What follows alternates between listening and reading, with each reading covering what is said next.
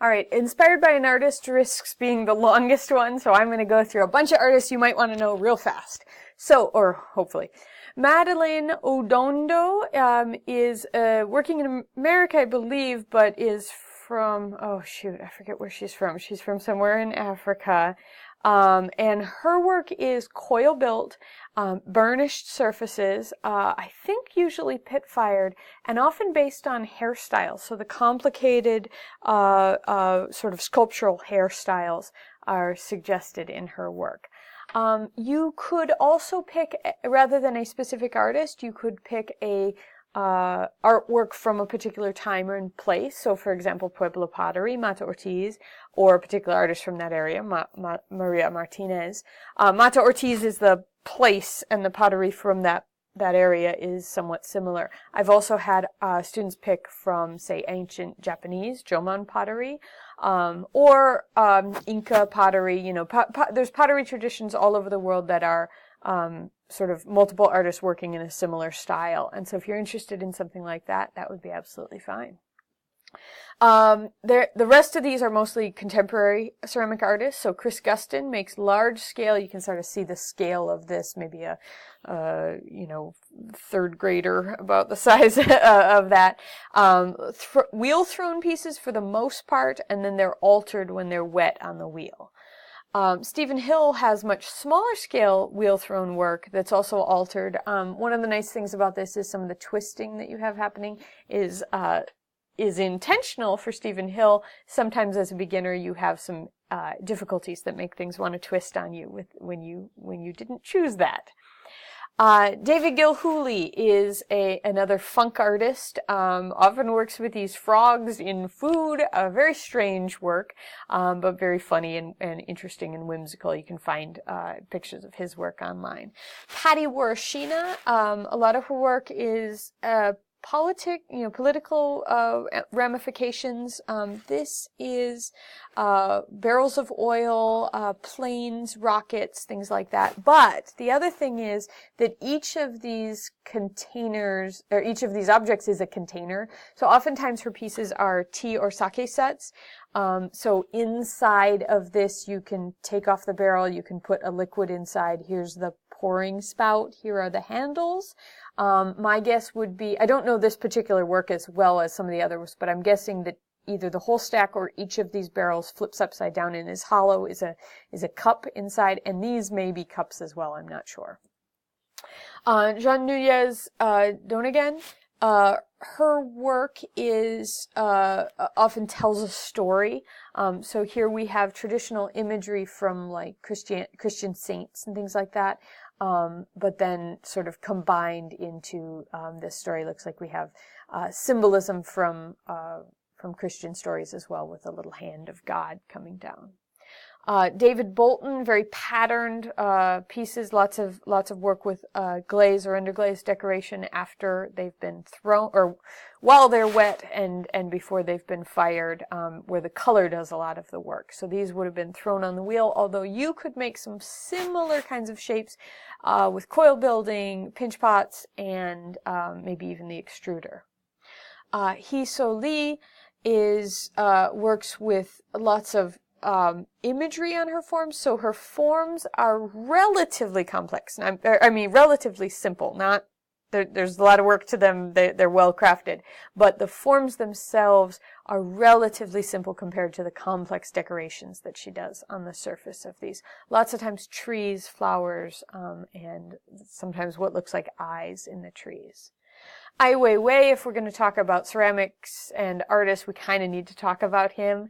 What you see in his hand, he's a Chinese artist. What you see in his hands are little sunflower seeds. That's what we have here.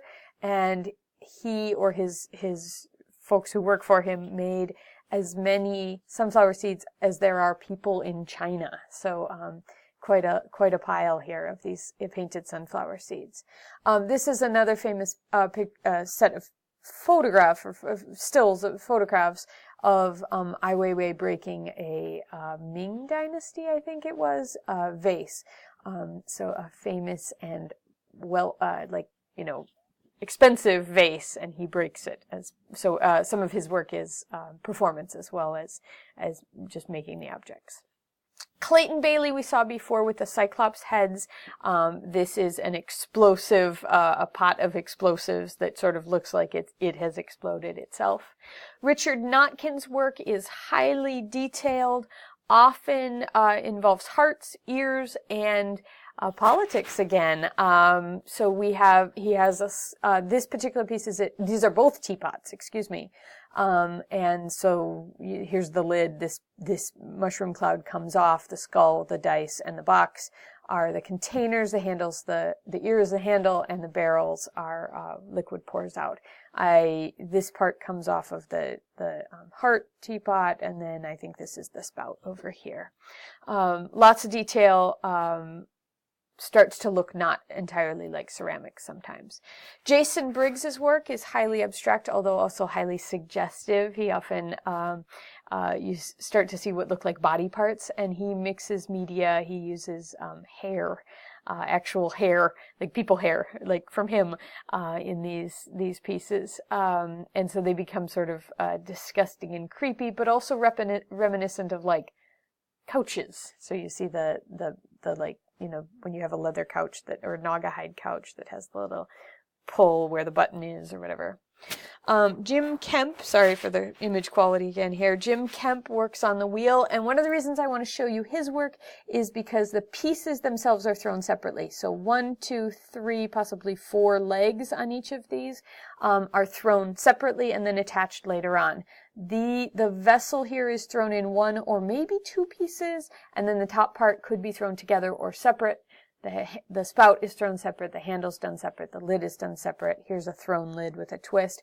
Lots of twisting. You see the evidence of the potter's wheel here, but you also see how you might make a large piece out of a bunch of smaller pieces. Kathy Butterly, just one piece here, although you can look up more of her work.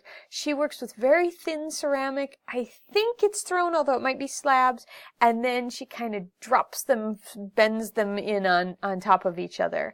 And so they look like they're starting to fall. They also tend not to look entirely like ceramics. Bright colors and real clean contrast where the colors change. And then I've got a bunch of artists not working in ceramics because when you're inspired by an artist, you do not have to, ceramic artists would be great. We got lots of those. But you could be inspired by a painter, a sculptor. We've got Michelangelo here. We've got a photographer. So Frida Kahlo, Picasso, whose name I'm blanking on. Anyway, Picasso right here, Pablo Picasso.